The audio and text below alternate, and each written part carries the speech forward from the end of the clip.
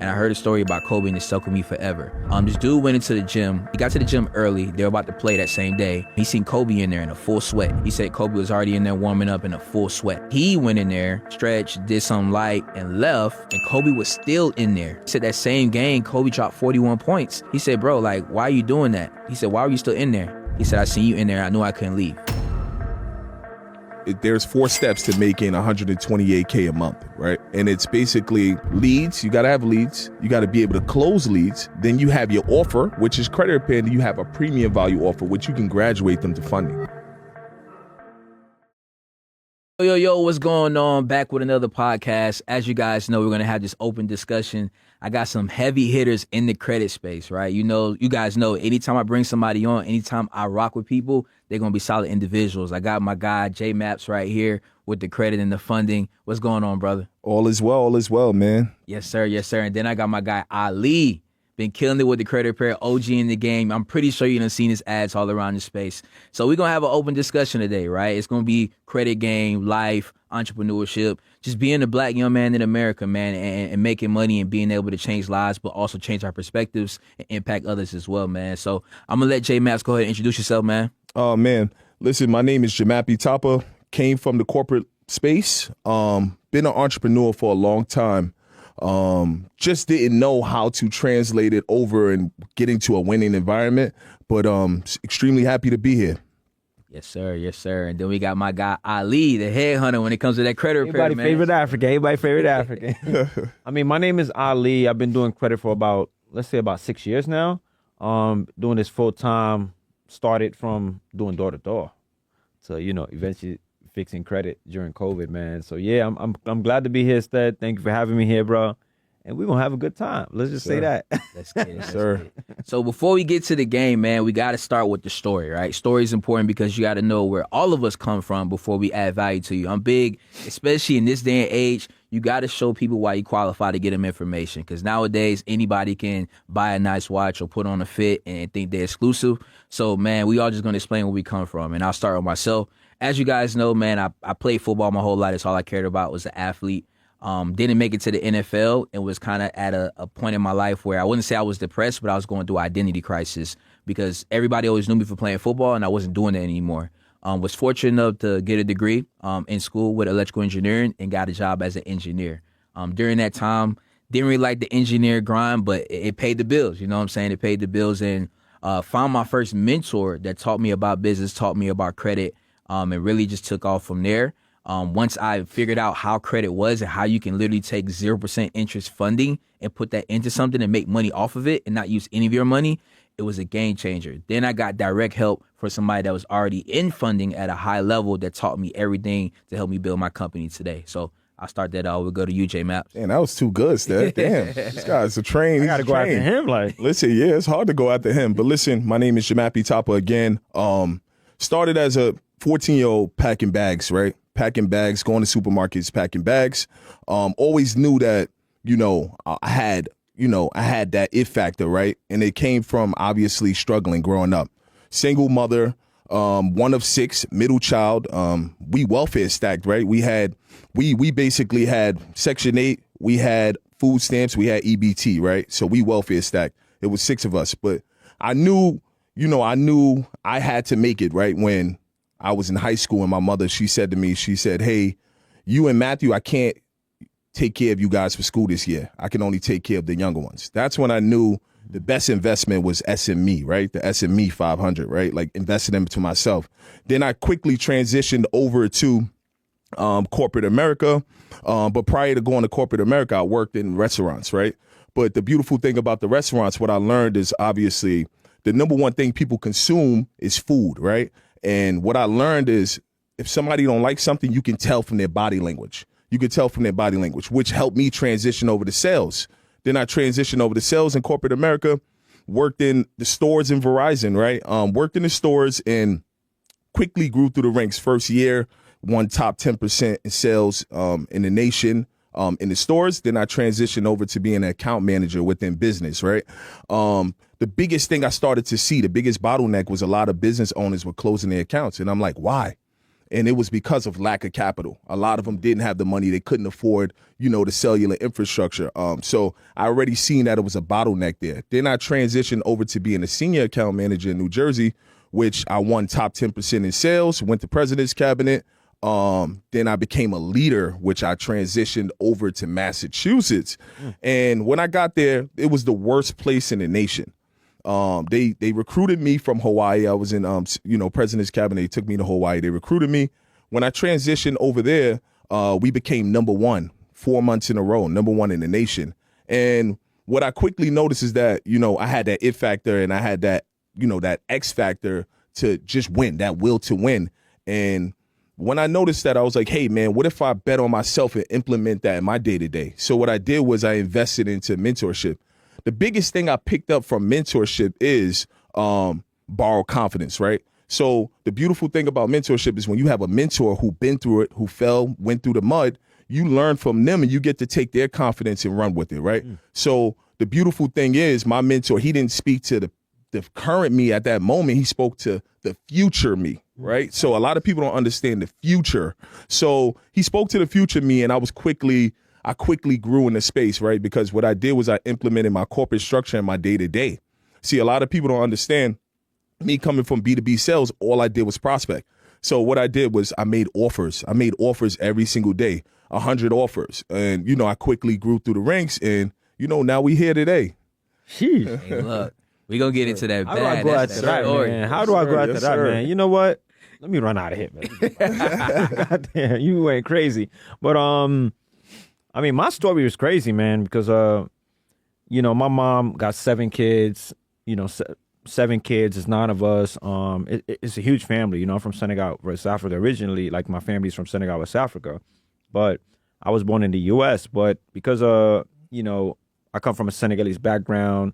I always say Senegal. Senegal was born in me. Like, you know what I'm saying? I am like, this is Senegal, bro. Like, I'm born in the U.S., but still the same background, the same history, because, my whole family background. So listen, first off, it was hard growing up. It was very tough, because, at that time, my father went to Senegal. My mom had to raise 7 kids for a while. We grew up with a lot of us, so we had to do what we had to do. So we didn't have everything. But the way it started, this all started during, I was doing door-to-door, by the way. So I was doing door-to-door sales before COVID. I've been doing it for about 5 years. I was good at it too. And it's crazy how I started it, because I always been an entrepreneur spirit. I always had the entrepreneur spirit. Always had it. My father had it. He never liked to work for anybody. So I grew up seeing that. I grew up seeing my father making a lot of money, you know what I mean? Because he was a businessman, but then he went back to Senegal. My mom had to, do what she had to do. Yeah, man, it was crazy, man. 7 kids, door-to-door sales for 5 or 6 years. That's one of the hardest things you could do in America, man. You respect anybody that do door-to-door sales. I met the other guy the other day. He was like, yeah, I do this and I did solar. I was like, yeah, I did door-to-door for 5 years. He said, oh my God, for real? Come here, man. Give me a hug. It's a whole different level of respect, because not too many people could do that. So when you tell somebody you did door-to-door sales, they're like, you did door-to-door what? Wait, you was knocking on people's doors? Oh, hell no. So people look down on you because it's very difficult to do. It's much harder than even cold calling, because if you calling somebody, you could talk to them on the phone. You ain't got to see them. They hang up on you, it's whatever. But in person, it's completely different beast. So I did that for a while. I was great at it. Build up teams. I became like number 1 in the office. Came in, having a personal best, having the best for the week. The way I grew at that is I've always asked people questions, like the people that was the best at what they did, because they was already doing what I wanted to do. I would ask them questions, so they kind of mentored me. Hey, how do you do this? How do you do that? How do you do this? I was asking so many questions. A lot of people are scared to ask questions, but there's no such thing as a dumb question. Fact. The best people ask questions. So I asked so many questions and started implementing it, and it became who I was. And I wanted to quit at a point in time, and I called one of my best friends. I was like, yo, bro, I went to this job, man. Could you believe it, bro? Yo, when they advertised it and they marketed it, it was saying just a marketing job. When I got there, bro, they telling me, let's go out on the field. I said, what you mean we're going out on the field? I thought we were working in the office. I said, no, we going on the field. It's observation day. I said, observation day? Okay, whatever. Paying attention. They took me to the door and started knocking. I said, yo, what are we doing? He said, listen, this is a job, bro. We knocking on doors. I'm like, knocking on doors? Okay. Stood out through the whole thing. at the end, I called my boy. I said, yo, bro, listen, man, that job ain't what it was. What they were saying it is. It's door to door. He said, door to door. I said, yeah, bro. I said, yo, bro, like, I'm about to be out of here, man. Hell no, I'm not going back tomorrow. He said, listen, man, I ain't gonna lie to you, bro. Just stick around, give it a week or two, and you never know how it's gonna go. You never know how it's gonna go. I said, you know what? Let me give it a try. Just give it your all and stay there for 2 weeks. Give it your all, though. I gave it my all, bro. I started breaking records. Started going crazy. I called him. I said, yo, look, my check today is $2,000 this week. He said, what? He said, I knew you would do this, bro. You're a people's person. You could do it. You could do that. I said, yeah, I gave him my all because you told me to give him my all. I started asking everybody questions. I started implementing. I started doing this and that. And then I started moving up. I started training others how to do the same thing. LTD. So you can't teach somebody to do something that you don't know how to do. Right. You got to be in the field. You got to get busy. So I started doing that, did it at a high level, had a sales team, make sure everybody make money because you're not a real winner if you're not a real leader if you can't make sure your people are making money. You're only successful as your people around you. 100%. Started making sure everybody had to make money so they could teach others how to do the same thing. And the only way I could do that is to be out in the field with them. So leaders lead from the front, not from the back. So I had to show them how it was, bro. Went crazy, but then COVID happened and everything shut down, bro. So what I had to do is I'm like, damn, but good thing that, I was saving money. I had money, so I didn't get to drown. I wasn't drowning. So then I started learning about, credit and things like that, mentorships. And I started, before paying anybody pay for anything, I started helping out my family and friends and then started becoming good at it and then started to make it a business because other people started referring people to me. I'm like, damn, I can't be doing community service tonight. I'm changing y'all lives, man. Like, I didn't run off on all these bills. Y'all ran off on these bills. Why in the hell I'm over here changing your lives and, for free? I started making it a business, started taking it to the next level and also investing into more and more mentorships. And then just say like 5 or 6 years from then, my business is doing pretty good, man. And so, yeah, man, that's how it all started. That's amazing. Yeah, that's amazing. That's how it started. And I hope you guys see the commonality between everything. Everybody talked about mentorship some way, shape, or form in their life, right? Why would you sit here and want to struggle if you don't know something, invest in somebody that knows the information to skip the line? You're investing into yourself to pull yourself forward, right? Instead of spending 3-5 years trying to figure things out, you now can get those 3 to 5 years of experience in 3 to 5 months. Imagine how much further you can be in your process when it comes down to it. So I'm glad we all got to tell our story, man. First thing I want to go over with all you guys to get your perspective, because I know we got a lot of people that's going to watch this, people that are more established, people that are trying to start a business, people that are probably going through some discouragement with business, right? How did your mindset transition from, I would say, being in that corporate or that sales background to starting your business in the beginning? And then what was the mindset shift that got you guys to being successful to where you're making, $50,000, $100,000 a month? All right. I can start with me. The mindset shift was I went on leave from corporate. I went on leave to start the business, and I wanted that safety net. So I was on leave. I was still getting paid, and I started the business. But I would say the mindset shift started when I quit, right? Because there is no turning back. There is no parachute to save you. When you jump, you're falling, right? But the biggest thing I did was I started to implement my corporate structure, my day-to-day into my business, and that's what really built my business. I was like, hey, if this is $1 billion company, right? Verizon's $1 billion company. Why don't I implement their structure in my day-to-day to help me, right? So I started my day off from 9 a.m. prospecting, right? Like I would send 50 DMs on Instagram. Then I would go over to Facebook Market because Instagram would shut me down, right? And then I would go over to Facebook Market now, and I would pretty much, not even Facebook Market, I would go over to Facebook groups and I'll tell people what I do. So I instantly gained traction that way, right? But it was scary, man. To be honest, I remember when I first started, a lot of people don't know, man, I was sued, right? And it changes your mindset. I almost was like, hey, if I was working a 9 to 5, that wouldn't have happened. But, what comes with, taking those big risks is things can happen, right? So it changed my mindset, man. I was afraid. I was thinking about going back to corporate, but I was like, hey, let me just push through. And, man, started to see 100K months. And man, just now we here today. That's what it's at. We was not quitting. That was not happening, bro. Yeah. Hell no. Because this guy right here is a special individual, bro. Like, very special. I already know. He puts the work in, He puts the work in, man. Yeah. And he's the way he thinks, his brain process is just crazy, man. Oh, my God. 100%. But, for me, my journey was, my mindset shifted it actually shifted when I realized that you eat what you kill. You eat what you kill. Like nobody's giving you any handouts. It actually started from I kind of developed that mindset just knocking on doors, bro. You wasn't getting paid a base salary. What you bring home is what you kill at the door. Not literally, shit. Like I ain't kill nobody at the door, but you know what I mean. It's literally what you make from being out in that field and having that quota is what you brought home. That's basically what it was. Like that's all it really was. So that my mindset been developed throughout those years from being outside on the field on the winter days, on the snow days, in blizzards, just having to go out there and do what you got to do no matter what.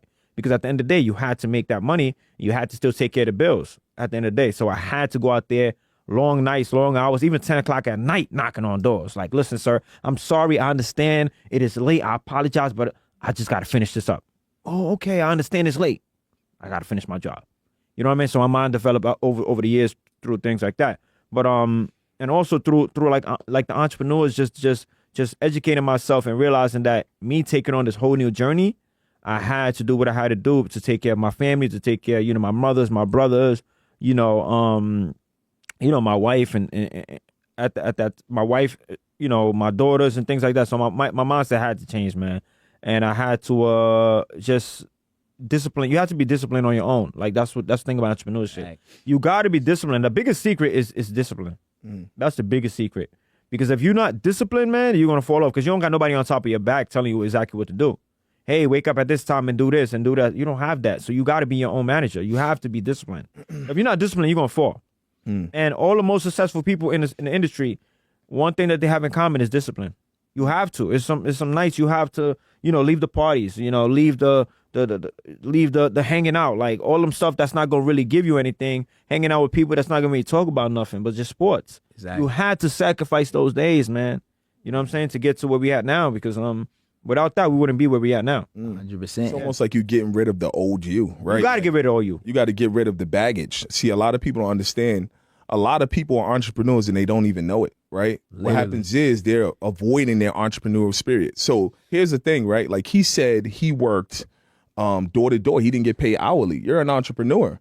If you work in sales, you're an entrepreneur. If you work in restaurants and you serve, you're an entrepreneur. So a lot of people are afraid to take that next step because what happens is they're more afraid of letting people down instead of letting themselves down. So what happens is you don't want to bet on yourself, but when you're working for somebody, if you don't do the job, you're letting them down. Does that make sense? Yeah.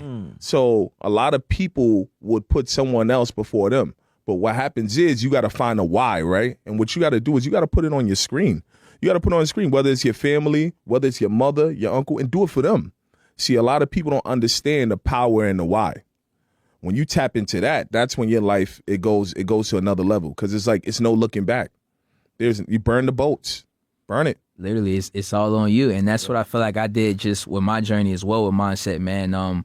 One thing I tell people, like, you only change when you hate your situation enough, right? So the reason why most people don't move is because they're too comfortable. They say they want to do something, but they're comfortable. They don't have to do it, right? But when you really hate your situation enough, you're going to force yourself to move. You're going to force yourself to take action. And that's what I feel like I did with a 9 to 5, right? And going back to what you said earlier, like getting a mentor, it gave me borrowed confidence. I saw a lot of myself in my mentors and where I wanted to be. I was crazy. Like, I used to tell my cousins and everybody, like, it's dudes out here with $500,000 cars. I've never even seen that in my life. My mom don't even have a $500,000 house. And this person has a car. One car that's $500,000. And it was a burning desire in me to, like, that person's not better than me. That person's not doing this. They just know something that I don't know. They've done something that I haven't done yet. If they're able to do it, why not me? And that what kind of led me to transition to be able to, you know what I'm saying, get up every day and work towards it. And talking about the discipline, that's a good one as well, man. That's one reason why I work out every day. I work out every day, not because I'm trying to be swole or bodybuilder. It's discipline, right? Because I don't feel like I fucking working out every day. I literally had to tell myself, this is what you have to do. A habit. Like, it's a habit, just like sales. I'm pretty sure you ain't want to knock on people's doors every day. Bro. But you like, it's the standard. The standard is the standard. So we're going to keep this shit pushing. I don't think y'all understand, bro. Yeah. I've been doing this even after doing it for 4 or 5 years. Sometimes I'm in the door, I'm like, you know what? I'm going to go knock on that door. Bro, imagine doing it for 4 or 5 years and literally once you get on that floor, you staying there for about 5 or 10 minutes before you knock on that door. Like, that fear of knocking on that door was still there after doing it for so long. Like, it wasn't easy, you feel me? But I knew I had to do it. I had to do it, bro. Yeah. I had to. If not, we ain't gonna eat. 100%. And people just don't realize, man, especially with mindset, like, if people just lock the fuck in, they can beat 99% of other people because there's so many distractions. It's so many things that tell you don't do it, right? We have the internet. Instead of locking in on that mentor, studying that course, reaching out to people, DMs, like how you say you were doing, right? Knocking on doors, staying consistent on that path. They're sitting here distracted on the internet looking at how many likes they got. Who commented, who's doing this, right? They worried about what somebody else got going on instead of actually focusing on the path. So if you just can block things out and hyper focus on your goal, you always win in the end. I've never seen somebody that wakes up, works out, that sits here, puts in the time, focus on their craft, and really tries to get better each and every day, not get better. I've never seen somebody that put their all into reaching their goals to not reach their goals. Why? Because the universe, because God is rewarding to those that stay consistent. Am I right or wrong? 100%. You know what I'm saying? I think a lot of people don't realize that because they see the nice cars, they see us with the watch, they see us doing this, and they think that we just got it overnight. They think that it just happened. And it's like, no, this stuff is to inspire you, not to, you know what I'm saying, shit on you. It's to inspire you to show you that it can happen to you as well if you put the work in and be consistent at it. You know what I'm saying? And be consistent at it even when people tell you no. And that's why perspectives, mindset, other entrepreneurs, coaches is so great because you get told 5 no's and you think like the business doesn't work. And it's like, nah, bro, you haven't done enough. You just mentioned doing 50 reach outs a day and then going to another platform, figuring out how can you reach out to more people. Yeah. You know what I'm saying? People want to get in the front of the day. They talk to 2 people and then and get 2 no's and they like, it don't work. I can't find nobody. Yeah. It's crazy you say that, right? Because when I tell people too that's coming into the space, people, they get a no and then they shut down. No means next opportunity, right? Sure. And here's the thing, right? Like I see a lot of people, you're right, they're scrolling on Instagram, focus on likes. What you tune into, you turn into. See, a lot of people don't understand that, right? Like they say a focused fool could beat anybody. Right? Like a focused fool can beat anybody. Here's the thing. If you focus on something long enough and you really put the work in, it's no other way. It's no other way that you can't go down. Here's the thing, right? I always tell people, like, I studied both of these guys. They don't know it. You know, I studied Ali for so long and I gave Ali a call. You remember that call, right? I'm like, man, I think I'm about to go in this space. He's like, oh, okay. And I'm like, man, I'm literally going to go in this space. I see you doing your thing with credit repair. I see you giving people awards, right? And I'm like, man, I want to transition over here. Then I studied Stead too, because Stead had this clean image. Like when they say the black Alex Hormozy, it is the truth. It is the black Alex Hormozy, right? Because his image is so clean. I knew it was clean even when I was on a call with the ads team. And they said, Stead, cost per lead is higher than everybody's, but his retention rate is the longest. He was impressed telling me it on a call. And I'm like, I know this about this guy, you know. And I'm somebody, I have no ego. I paid Stead, right, for mentorship, right, to get more of an understanding on how to properly structure things. I've called Stead and had conversations with him, right, because my mind was stuck on something and I wanted to figure it out. See, a lot of people, what happens is they don't understand their network is their net worth, right? Like they're not utilizing the phone numbers, the phone numbers inside of their phones, right? Like I seen it, I thought about it one morning and I called them. You know, and then we even transitioned to having a conversation about, like, I told him what I was going to get. You know, the car is coming December, by the way. But he's like, yo, man, he's like, a rose is way more classy of it. Like, the way he said it, I'm like, this guy's too rich. But it's like, that's, man, you are who you around. You are the last 5 contacts you called in your phone. 100%. Yeah. So I study both of you guys. I want y'all to understand That's that. crazy. That's crazy. Yeah. Man. I'm like, you know, you ever seen like Kobe? He studied Jordan. Like he was obsessed. I'm obsessed over being a winner. Like I'm obsessed over becoming great. You know what I'm saying? And that's how you take your life to the next level.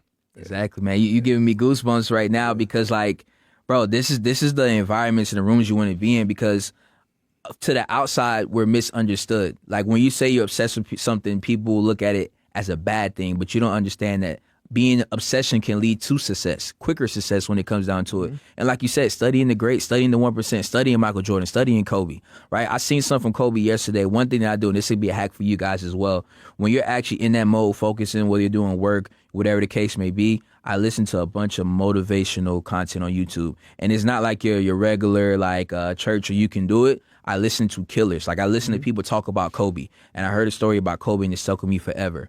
This dude went into the gym. He got to the gym early. They were about to play that same day. He seen Kobe in there in a full sweat. He got to the gym like the arena early, like 30, 45 minutes early, right? He said Kobe was already in there warming up in a full sweat. He said that he went in there, stretched, did some light, and left, and Kobe was still in there. And he asked Kobe, because he said that same game, Kobe dropped 41 points. He said, bro, like, why are you doing that? He said, why are you still in there? He said, I seen you in there, and I knew I couldn't leave. Kobe said he knew that because he came in, he had to stay and go longer. Outwork people. That's all you got to do is outwork the competition. And in this day, it is so easy to outwork people because people are so distracted, bro. People don't want to work. People don't want to face adversity. People want stuff handed to them. So if you're somebody that can put your eye on the prize, set your goals, and work towards them, you're going to win over time, right? It's compound interest. People don't understand every day you wake up and work towards your goal, work towards your purpose, you're closer to your dream life. And that's why I try to tell people all the time, man. It's like, it's not a matter of I would say what, it's just a matter of when. When is it going to happen, right? Because if you're coming in, showing up every day, it will happen. You know what I mean? So that's just one thing, bro. You just literally gave me goosebumps because he right. That's the 1% mindset. You're right, because at the end of the day, right, we use a lot of people when you go on, the average person on Instagram is using it as a toy and not a tool. So it's either use Instagram as a toy or it uses you. So what we're doing is we use Instagram as a tool to impact the lives of others, either where we providing financial literacy, you know, fixing somebody's credit, or even getting them access to funding for their business. No matter what it is, we're using it as a tool, not as just a game.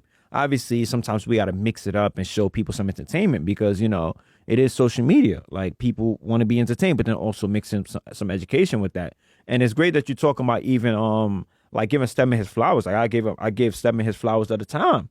Man, I'm not a problem. It's not a problem for me to ever give people their flowers, because when you really give them their flowers, it encouraged them to say, you know what, this is what I was doing it for, and somebody is telling me like, hey, what you've done impacted my life, and that's something that you did. Like, that's why for me, I've always watched you, and I've always paid attention to it as well, and that's why whenever we spoke, I'm like, oh, Sted, oh, he valid, he's stamped. Oh, Sted is good. Sted is valid. Like, he's good. You know what I mean? Because people pay attention to your character, how you act. So for me to ever pay Sted, like, even I did, it was never really an issue because I paid attention. I know how hard you work. People will pay attention to the way that people work. So you got to lead by example. Like, in general, like, you have to lead by example, because if you want somebody to follow your footsteps, obviously you got to do what you got to do. They're going to watch you and see how you're moving. They're going to pay attention. Nobody's going to spend money on you if you're not somebody that they want to become in the future. You know what I mean? Mm-hmm. So you got to be able to put in that work and transform yourself. And the most important thing is mindset. I'm going to talk to you guys on the camera right now. Mindset is the most important thing. That's the foundation. If your mindset is not right, you won't be able to get anywhere. You have to be able to shift that mindset. You have to. It's a must. That's the only way. That's the most important thing. It's the foundation. Before you get anywhere else, that mindset got to change. Even when I'm fixing clients' credit, I tell them, listen, if your mindset is not right, if your mentality is not right, you know, you're not going to, and you're going to continue to do the bad things that put you in a bad credit situation in the first place, please don't come. We don't want your money. We're not accepting anybody. Fact. Because at the end of the day, it's a two-way street. We're not going to accept you, and a few months later, you say, oh, my God, my credit score dropped. Because you're still doing the same thing that you were doing. How are you going to break that habit and get to the next level if you're not, how are you going to get to the next level if you're not trying to break the habit that you do have? Exactly. People don't hold accountability, bro. It's crazy. Yeah. But the mindset is everything. Everything you're trying to do, shift your mindset, change your mindset, read books, listen to audios like how you said, you know, YouTube videos, shift that mindset first. That's the foundation. If not, everything is going to crumble. Yo, it's crazy you say that, right? I like how he said, you know, read books, right? People don't understand what 6 months can do for you, right? Let's say, for instance, right, if you read 10 pages a day for 6 months, that's 1,800 pages. That's roughly 6 or 7 books. You don't think you would be a master in your space if you read 6 or 7 books? So a lot of people don't understand, like, they underestimate time and how you can really take advantage of time. See, here's the thing. I wasn't in the space long, right? But I've had that entrepreneurial spirit for a long time. So I only been in the space 8 months, you know, oh my God, 8-9 months. But last month I was able to generate almost 142K. Let's get it. And it's crazy for me. for me, it's more of, man, it was like, it was no plan B. It was a mentality change, man. I studied people that were better than me. And I constantly study people that's better than me. And the mindset is everything. See, the thing is, people want to operate in greatness when they want to. No, you have to operate in greatness the full time. There is no turning it off. Like I'm making offers to this day. Like we were walking, we were in the cab. I'm over there. I just sent somebody a quote, and I want people to understand, like, you can't say, hey, it's sunny today, I'm gonna, work on my business today. No, it's every single day. Every single day. Even if you work a 9 to 5, your 5 to 9 is how you make your life. Your 9 to 5 is how you make your living. 100%. And then your 9 to 5 is your business partner. A lot of people don't understand. You're gonna leverage that money from your 9 to 5 to move it over to your 5 to 9. See, a lot of people are working for employment, right? We need to be working for deployment, right? To what is our next plan? Because here's the thing, right? The retirement age is going up. The people are not retiring no more, but they're raising the retirement age because guess what? People are not retiring no more. So what are we going to do, right? We have to start to invest in ourselves. Everybody has that entrepreneurial spirit knocking on the door somewhere. And if not, you're going to develop it along the way as you pick up skills. 100%. Yeah. What would you say, what was the thing that kind of got you out of the 9 to 5, right? I could probably talk to it, then I'll let you talk to it. One was like, and then let's talk about what that actually looks like. I know the people, they don't just want to hear what it was, but how did you actually implement those things? With me, first and foremost, and it's probably going to be similar, time management, right? Time management was the number one most important thing. And I started off in credit repair, just like Ali, right? So what I was doing while working a 9 to 5, man, I would actually wake up at 4 a.m. I would wake up at 4 a.m. to get my disputes ready to mail out. I would literally stop at the post office and drop off disputes, then go to work. You know what I'm saying? During my lunch breaks, when I was trying to get into funding, I was connecting with realtors, going to different things. You know what I'm saying? During my lunch break. And then once I clocked out, I lived in Atlanta, bro. Atlanta traffic, horrible. Instead of spending that hour in traffic, I'm like, nah, I'm going to just stay at the office later. I'll bring my personal laptop and I'll be listening to, you know what I'm saying? Mm-hmm. Listening to course material, going through implementing strategy. So I just really maximize my time, and it all starts just from time blocking. Like I tell people all the time, if you don't have a calendar, you don't have structure. You got to have a calendar because you got to be able to put time and be, and purposeful about it, right? If you put something on the calendar, during this time I'm doing this, during this time I'm working out, so that you can have that structure, right? And then from there, it was just executing daily, having that obsession and not being discouraged, man. So what would you say was your strategy? Ooh, mine was a little different, right? The reason why I transitioned, right? So obviously I transitioned over to Massachusetts as a sales leader. I was a senior manager in Massachusetts, and obviously the culture was already terrible. It was the worst place in the nation. And then I quickly noticed why. It was the leader. Like, people don't quit jobs because of the company. They quit because of your leader, right? So I had this leader, man. I'm not going to say her name, but she was horrible. And I noticed it instantly, but I'm like, I can get through it for a year and I'm going to get promoted and leave out. But I couldn't take it, man. I was like, all right, cool. What do I have to do? I'm like, man, I got to invest in mentorship as soon as possible. But here's the thing, like any average American, I didn't have a savings account. So what I did was I went into my 401k, man. I went into my 401k, I took out $18,000 and I studied everybody in the market. I sat down, I studied all of these guys, all you name it. And man, I was like, man, who stamped enough for me? Like, who stamped, and I invested into the person I invested into, right? But man, it was a terrible leader. She was a terrible leader. That's what it was for me. That was a defining factor of me leaving corporate America. I was like, man, if I stay with her, I'm changing as a person. Me, I'm usually joyful. I'm cool. I come in, I light the room up. We have a good time. And anybody who worked under me, I pour into. So when they first come in and they transition over to me, if they're promoted or they're promoted to me or I hired them, I take them to lunch and I give them the rundown. Hey, man, don't lie to me. If you need to take off, just let me know. Corporate America, just let me know. I'm not clocking you or nothing, but just be honest with me. And your goal is to always exceed. Like, we run through the wall. We don't get to the finish line and slow down. Like, we give 100% every month, because that's what I did, right? And I quickly just noticed, man. With her, she started to change me as a person. Once I started to change, like, when I wasn't fully engaged in the people under me, I was like, okay, if I can't fully commit to something, I can't do it at all. So I was like, all right, cool, man. Let me start to take myself out of the equation and start to invest more into myself. But yeah, that's what it was for me. Terrible leader. I feel it. Horrible leader. What about you, man? I mean, leadership. Yeah, that's a good one that you were saying. I ain't gonna lie. He's horrible. Because I'm even thinking about times too. I had not necessarily having a bad leader, but I mean, I was working with a lot of bad leaders, to be honest, though. I was working with a lot of bad leaders, to be for real, man. And it was so bad that, I would have some of their people that they're training try to come on work with me. You know what I'm saying? I'm working alongside them, but just the characteristics and everything like that, I had a lot of them trying to work with like their students. Ali, can I work with you? Like, is it okay? I'm like, what you mean? Could you work with me? You trying to get me in some trouble? Yeah, man, I like how you work and I like this and that. I like that everybody in your team is making money, Like all these guys, this guy made $1,000, this guy made $1,000, this guy made $1,000. Everybody's making money, man. I've been here for 3-4 weeks. I ain't make $1, man. My wife is telling me like, yo, don't come home if you ain't making no money. I'm like, yo, you for real? Like, yo, my wife is saying, do not come home, man. Like, it's tough, man. Like, like, let me know what to do. Like, Ali, how can I work with you? I'm like, bro, listen, you got to talk to the big manager, the owner of the company and talk to him. I just can't do that, bro. You know what I'm saying? So, leadership is extremely key, man. And that's one of the big things, because at the end of the day, if you can't show others how to make money and feed their family, bro, then what they're here for community service, bro. Like, it's tough as hell, bro. Especially, like I was saying, doing what I was doing. You bringing somebody to a whole other world where they ain't used to that. They used to 9 to 5. They used to, working a set amount of time and getting paid hourly. But now when you're bringing them into that transition, it's a whole nother ball game, man. Man, I got story for days, bro. Y'all be here crying. I got story for days, bro. I'm telling you, man.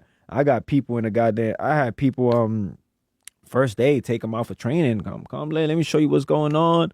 Sometimes like what they did to me, I couldn't really tell people what they do. I'm like, yeah, just come out to the field. You good, man? Just come with me, man. Because if somebody hears it before anything, their mindset shifts automatically. And it's like, wait, they start thinking all types of scenarios. Like, oh hell, this guy try to get me killed on my job, bro. Like, we're not doing that. So I bring somebody on the field, bro. The first day, bro, I'm telling you, man, somebody be like, when somebody typically say, yo, I got to go to the bathroom, you like, okay. When somebody told me I had to go to the bathroom, I ain't seen him again after that. Hey, go. Yeah. I want to switch over on a hot take real quick, right? So this has been kind of controversial in our space, but we got a bunch of people in different spaces, right? So Ali, credit repair, me, I started in credit repair and funding, obviously Jmapie's funding. What's better? What's a better business model? Credit repair or funding? We got to bring it up. Right? What's a better business model?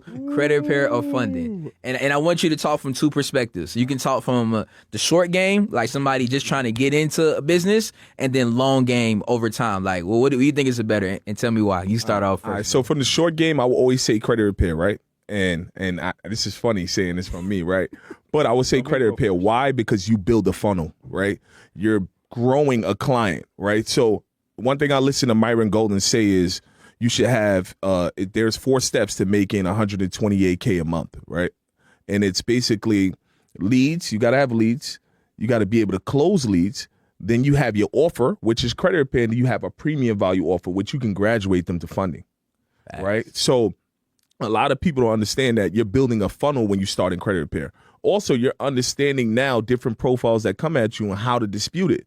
So it positions you for funding. But I'm biased when it comes to funding. I think if we're talking all around, from somebody who's starting credit repair, but all around funding is better, right? Because I'll tell you this.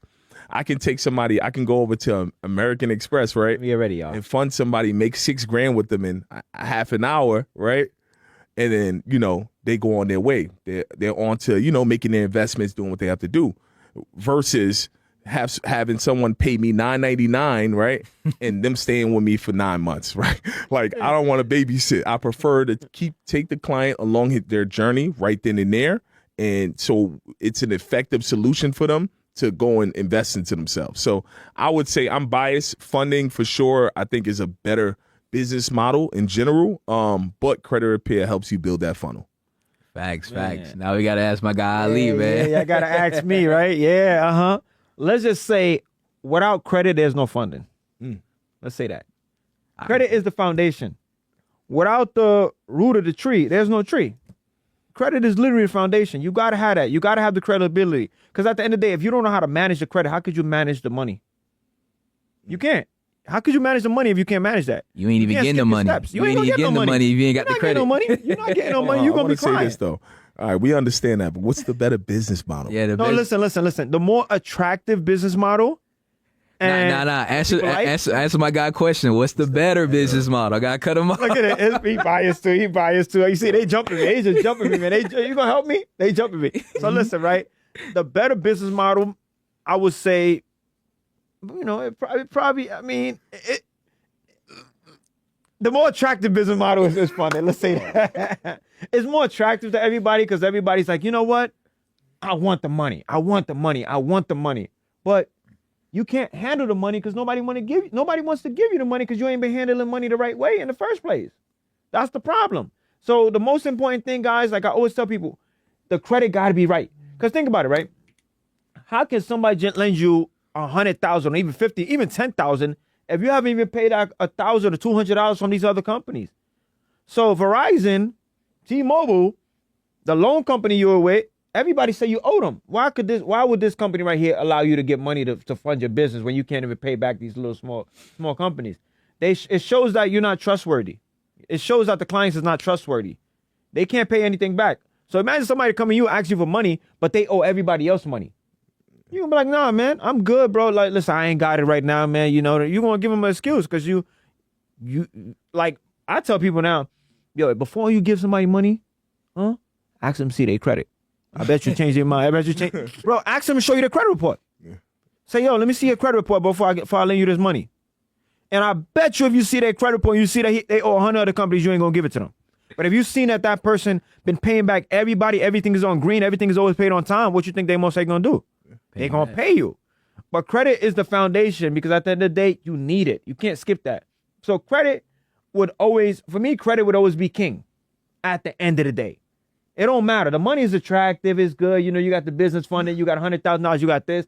But if you don't have the discipline from credit, if you didn't start off from that foundation, if that's not rooted in you, then you can't do anything with the money. You're going to crash out and you're going to burn. So credit is everything, and credit will always win. The funding is more attractive. That's true. It's more attractive. But the credit is everything, bro. You can never beat that.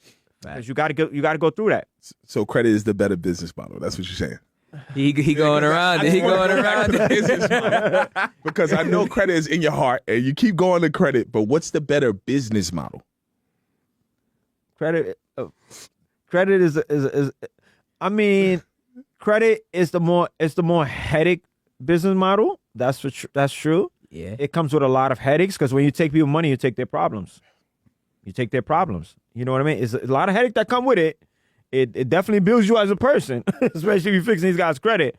But the more attractive business model, let's. You don't want to say it. Yeah, listen. Nah. Now I'm just gonna be straight up. Nah, all jokes aside, for real, the better business model, financial wise, is funding. It's the truth. Gotcha. It's the truth. I'm gonna give y'all perspective, man. I'm gonna give y'all perspective. So I started off in credit repair. Got it to where at one point I had up to 375 clients actively doing credit repair.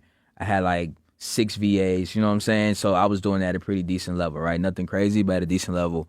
And I literally, that model was like stressful to me personally. You make a lot of money. It's the easy thing to get clients, but you got to understand sometimes the target audience, not always, but sometimes the target audience that has bad credit is usually a lesser quality person sometimes. And they don't understand. You got to understand with credit. I didn't get this repo on your credit. I didn't make you default. I didn't make you not pay your student loans or whatever. I'm trying to help you. Like the value that I'm providing to you is more than the $99 a month you spend it with me, just being honest with you, right? So with that and then compliances, being licensed and bonded and different things like that, it got me to where like I was actually sending deals to funding companies. Let's say I charge somebody $1,000 for credit repair, right? It takes me 12 months to fix their credit. I would then send that referral to a funding company. They fund them and they sending me $1,000 in commission. I'm like, dude, it's been 2 weeks and you sending me $1,000 just off a referral commission? And I'm like, okay, I'm in the wrong business. And that's why I transitioned over. So I literally, and then with credit repair, it's a sticky business. You can't just say, okay, I'm done taking credit because you still have clients you got to fulfill on. I had to strategically, so I still was making money. I had to stop accepting clients and work on the ones that we were taking. And then when we got to where like people are like 80% done, 90% done. I'll just give them a refund for whatever we didn't get done to get more into funding. But when it comes to a business model, I believe wholeheartedly credit repair is the better business model in the beginning because it's easier to come across clients. It does make you very understanding of credit profiles, what to look for, right? Building out credit is great for that, right? But for the long game, if you're looking to scale, I didn't make 7 figures in credit repair. I made 7 figures in funding. Funding is a higher leverage opportunity. That's true. One, because you're selling money. You're selling money. The value is already there. People already see the value in the money. That's one thing, right? Two, the margins, the profit margins we have. It's ridiculous. You telling me you get somebody $100,000, and we can talk about funding here a little bit, but you're talking about getting somebody $100,000 and making $10,000 in commission. And that could be one person. That could be one person, right? And then if you get into the alternative lending space, you're talking about closing deals, even if it's quicker. It's quicker. You get 1, 2K here, 3K here. That stuff adds up. So I feel like as a overall better business model, it's going to be funding for the longevity, the scalability, because with funding, the way you scale is by implementing more systems, hiring more reps. With credit repair, the fulfillment is the bottleneck. Like you can come up with strategies. There's ways to fix credit, but it's only so many things you can do. And at the end of the day, like credit is credit. It's either going to be removed or not. Sometimes it takes time. But with funding, you can map out the fulfillment more so than with credit repair itself. Does that make sense? Faster money, credit repair. But the more money you're making funding and less headache too. Yeah. Let's talk about the headaches, man. The headaches is, bro. But that makes you a good business owner, and that's why like I don't like shit on credit repair too much because like you got to do the dog work. You got to understand before you get into funding, right? And I think a lot of people that just jump straight into funding that know nothing about credit, that's usually the toughest work because it's like you don't even know what utilization is. You don't know what late payments is. You don't know what comparables are. You know what I'm saying? You don't know how a profile should be structured. Like you just hear no doc funding, you think you can take everybody to Chase and they get approved 50,000. And that's not, but a lot of people do, but that's not everybody. You still got to understand comparables, relationships and stuff like that. But if you come from that credit repair space, you're already prepped and keen for those things. You know what it looks like to build a profile out. You may not know the business side of it, right? But you know on the personal side what needs to be removed, you know, late payments and what a profile needs to look like that to be able to come fundable. You know what I mean? Yeah. That's why I said it. Yeah, it's like you're building a funnel, and for somebody who's starting in the space, credit repair is an amazing place to start. Oh yeah, it's an amazing place to start because you understand the profiles, and then when you do graduate them to funding, you already see what relationships they have. Those are the low hanging fruit you're gonna go to first. The relationships they currently have, right? So a lot of people don't speak about relationships and how to leverage those relationships, right? So the number one thing you want to do is look at a person's credit profile, and that's the first places you want to go to before you go anywhere. You want to go to who they already have a relationship with. So yeah, exactly, man. Can't have one without the other. 100%. Peanut butter and jelly. Yeah, you're right. That's why you can offer both. I tell people all the time, you want to get into the funding space, have a downsell of credit repair because you're gonna get people that are unqualified. That unfortunately, we can't help you with funding. However, we have a downsell of credit repair and then ascend them back up. You can build your client. Literally what he said, you can build your client up to be able to get in the funding client. You double dip at that point. You get, you know what I'm saying? You make money twice. Or if you're in the alternative lending space, let's say you come across a business owner. They got a low credit score, but they're making revenue. You can fund them, MCA, whatever the case may be. And then you can still offer credit repair so that when their credit is fixed, they can get a better rate next time. And then credit card stack them at the end of it. So you can triple dip if you understand how to do these things when it comes down to it. But man, I want to get down to the marketing, bro. I want to get down to the marketing, man. What is you guys' top ways? If I'm brand new in the space, trying to get into credit repair or funding, and I know there's going to be a big question people always ask, what are some of the top marketing strategies that you implement to be able to, that you see help you get clients? All right, that's good. That's good. Let's start budget friendly first. Budget friendly. Okay. Budget friendly. Top marketing again, DMing offers, right? Reaching out to credit repair companies, right? Because they have a lot of credit repair companies don't do funding.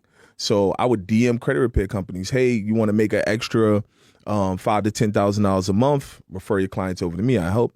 Also, too, Facebook groups, man. A lot of Facebook groups. I would say you can go to credit repair groups, dispute groups in Facebook. You can also go to entrepreneurial groups and just come in there and say, hey, my name is Jmapie Tapa. I help entrepreneurs gain access to capital. Tell me what your goals are, right? So you can build an engagement, right? Once you build that engagement, I would also say partnerships. Partnerships is probably the biggest one that's really cost friendly, right? Reaching out to coaches in the space. A lot of people don't know you can reach out to coaches in the space. The number one bottleneck for coaches in the space is a lot of their clients can't pay for the coaching. Yeah. So what do we do, right? A lot of people, what they do is they go over to like fan bases and then they go through Klarna, they go through Afterpay. But guess what? Klarna Afterpay, it's not 0% interest. Now you can help a client get them a 0% interest card where they can invest in coaching. Now you're helping them elevate, right? I would say another thing you can do as well is I would say, man, start engaging, like just engage under people posts showing support. It doesn't matter. It doesn't matter who you are in the space, right? Like it can be somebody just starting out. Their bottleneck may be funding. Their bottleneck may be credit repair. It doesn't matter, right? Somebody may be in funding but don't do credit repair. Somebody may be in funding but in credit repair but may not do funding.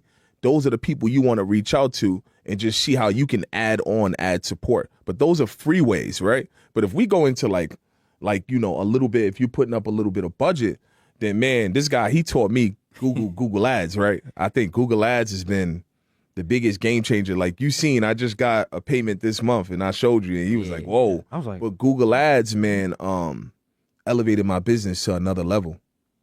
Google Ads. And it's because of you. I jumped on one of your calls one night and I listened in and I'm like, damn, Google Ads?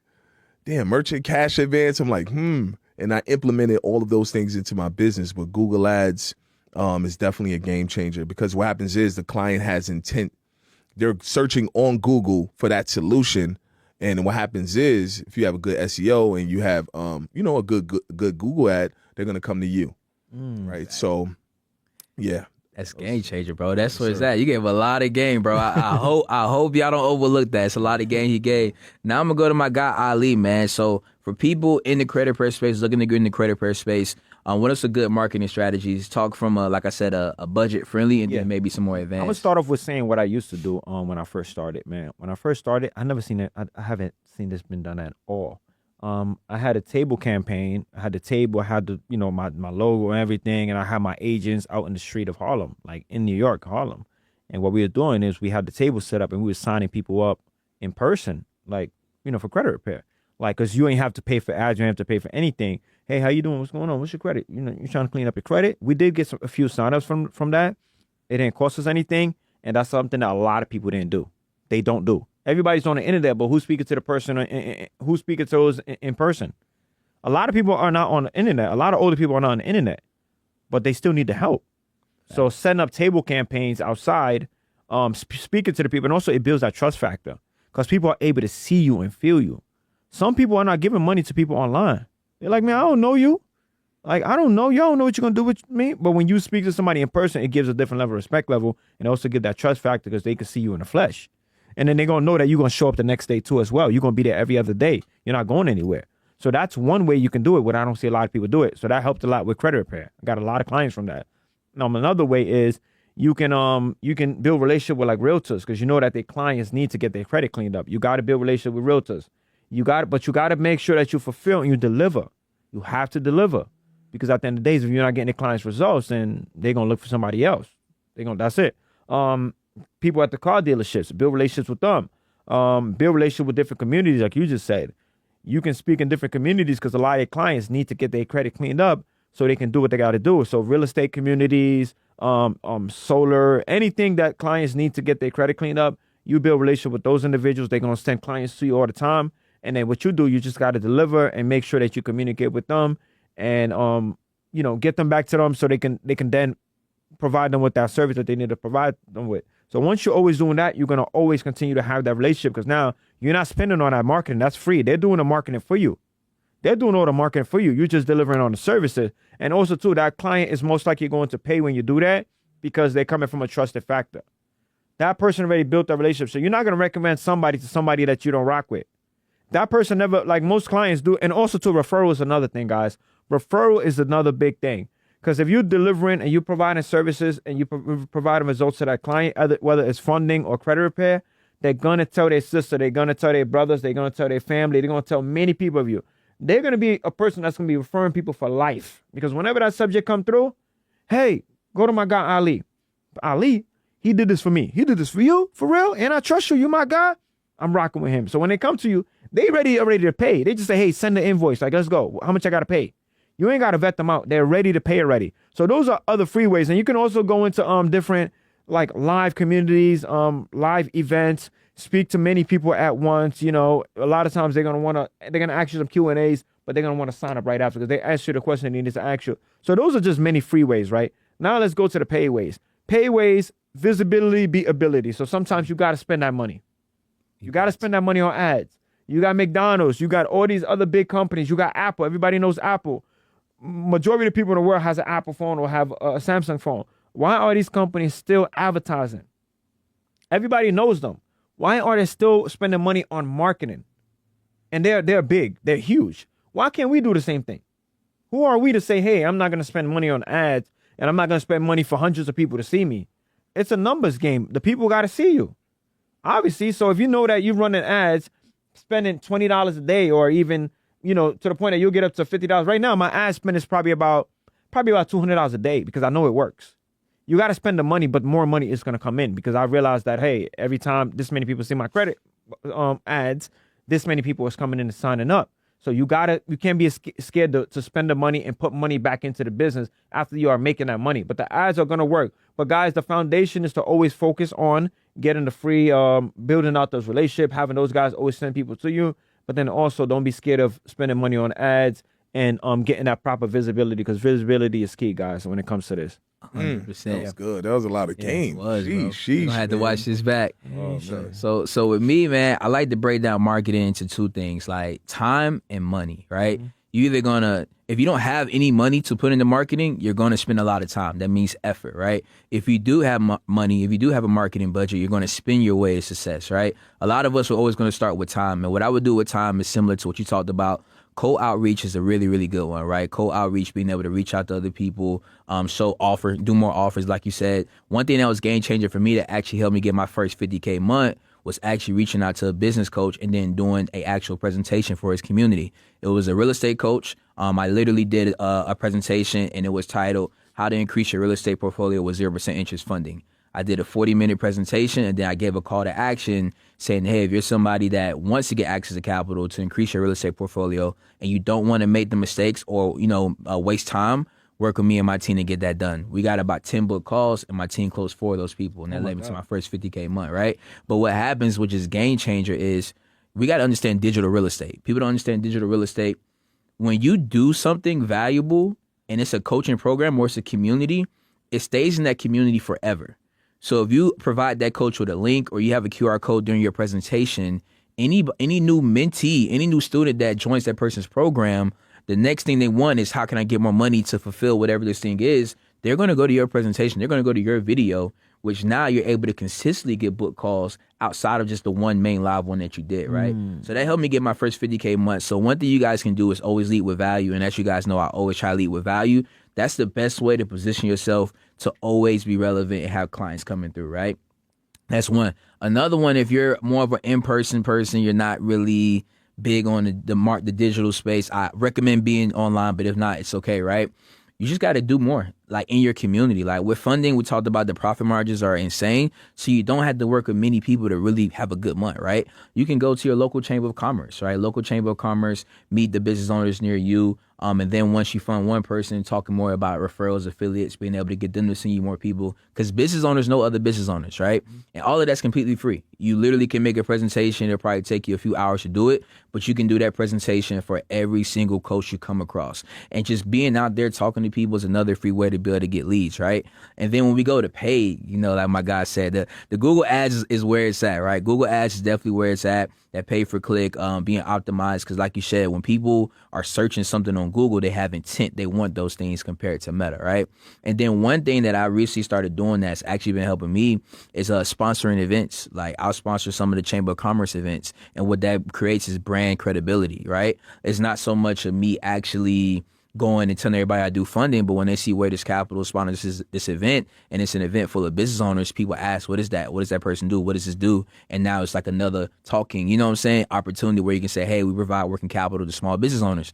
You a business owner? No shit. You need funding, right? I got you. You know what I mean? So just different things like that you can start to implement to kind of build. And like you said, if the major companies are spending like Apple and Samsung and everybody knows them, why aren't we as business owners? Why do we feel like because we make money, we're entitled to keep all of it? Nah, best practice is to always put 30% of your total revenue for that month back into marketing, right? To be able to continue to bring business in, because we all know, and I know you guys can agree, if you don't know how to market, you don't have a business.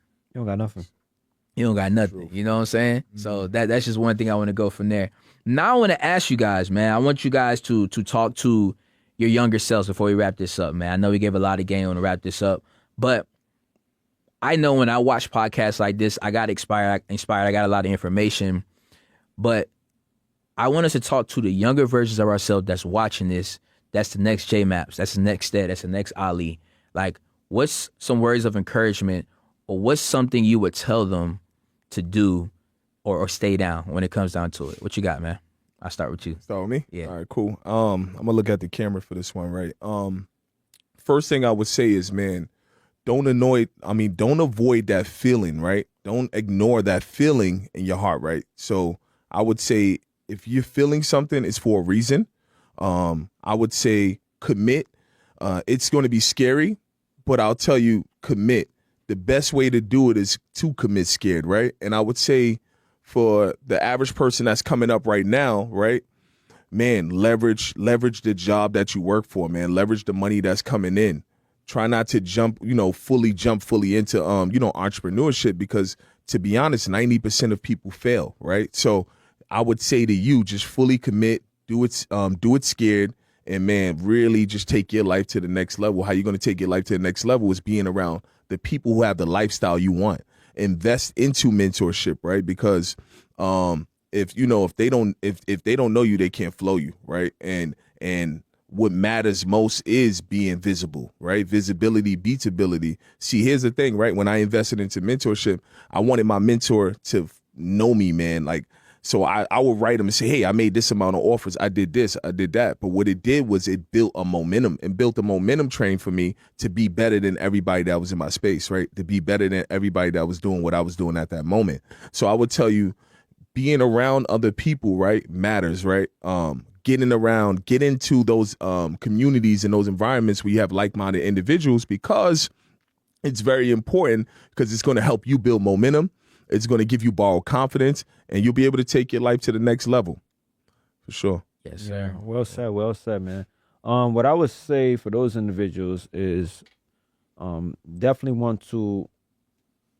What I would say to those individuals, right, is you definitely want to educate yourself. Educate yourself.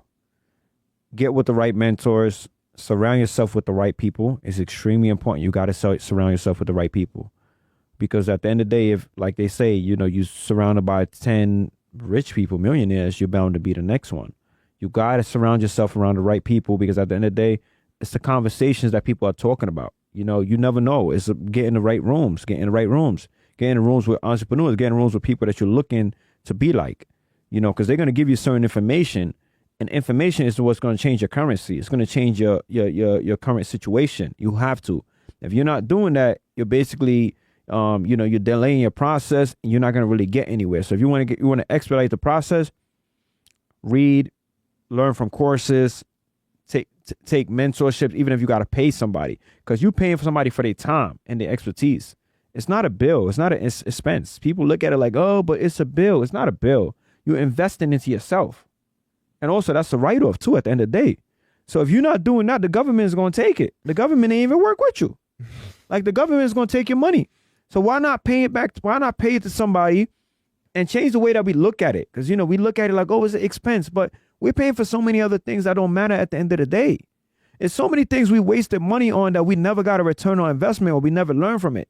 And that thing that we bought, after a few weeks or a few months, it doesn't mean anything to you. So why not spend money on something that's going to change you and change your life and change your family life at the end of the day? Because your why is your family.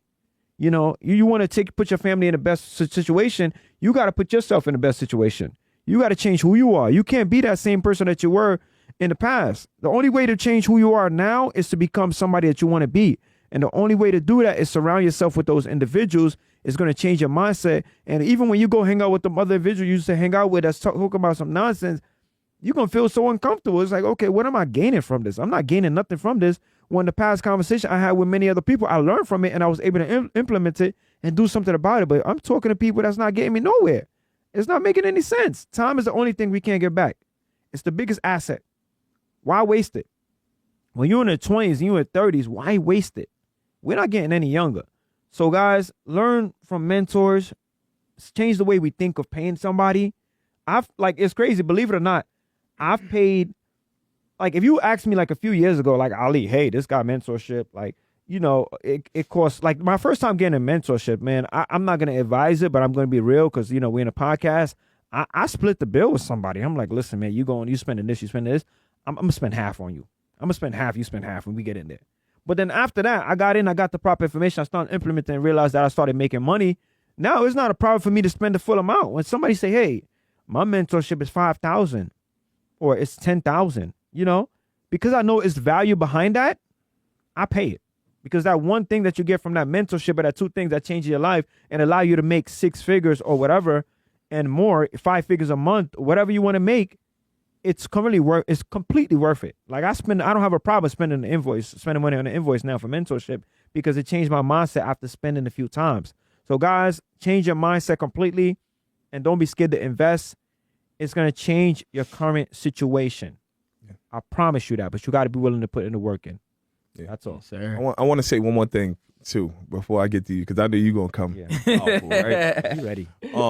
Man, the power is in now, right? No opportunities wasted. I want to tell them, right? So my little sister, she lived in Atlanta, right? And I moved to Atlanta, but me being so driven, I'm like, man, you know, I can hold off from seeing her. You know, I can hold off from, you know, calling her and hanging out with her, right? And man, I just was grinding. But guess what? She passed away. So, you know, she passed away because I thought I had time. See, a lot of you think you have time right now. Like, oh, I can wait. I can go and party and do all of this now. But you don't have that time, man. The power is in now. It's now o'clock. It's no opportunities wasted. Investing now. Invest now. Get around the people who have the lifestyle you want now. Don't wait. You know, some people won't even think twice about paying $400 for a dinner, but won't pay that for an ebook, right? So here's the thing. You have to invest. You have to invest that money into yourself, right? Because, man, again, you're getting borrowed confidence. You're getting a mentor, somebody who's really, you know, doing something, really making moves in this space. And then you get around the individuals. A lot of people don't understand with mentorship, right? The biggest thing about mentorship is not necessarily about the mentor. It's the environment, man. It's the people around you, because here's the thing. You're doing a disservice to your business partner that's waiting on you in that mentorship, because you have something they don't have and they have something you don't have. So, man, the power is in now. I lost my sister because I didn't take the time out to, I lost my sister and I didn't take the time out to see her. And that's essentially a lot of you guys' careers right now. You're saying next week I'll be great. Next month I'll be great. You know, everybody always say next Monday I'm gonna go to the gym. New year, new me. And then new year, new me. January, you know, you have your that's why the gyms are always packed. You know, the gyms are always packed in January, right? Because they say my New Year's resolution is to cut down. By February, it's empty again, right? Because we don't fully commit. So I just wanted to leave you guys with that. When you pay attention. Yeah, yes, sir. 100%. And then, you know, last thing I would say to, you know, the younger version of me or people watching it that want to be, you know, better than me, same area as us, whatever the case may be, just get started. Like we talked about, time is of the essence. You got to get started. Why not now? Why wait, right? And then when you get started, commit to something and do so much work that it's impossible for you not to be successful. Do so much work that it's impossible for not to be successful. A lot of us, we got to be real with ourselves and look in the mirror. Are we really doing enough? Are we really taking the chance that we need to be taking, right? And then start to think in a perspective like this. If you remove fear from the situation, how would you attack life? If you knew that everything you put your heart into, you would succeed, how would you go about that thing? We got to stop moving scared and become comfortable being uncomfortable, right? So I would just say those are some things I would just leave you guys with and just execute. You know what I'm saying? The life you want is there. There's a version of you that's already living that life.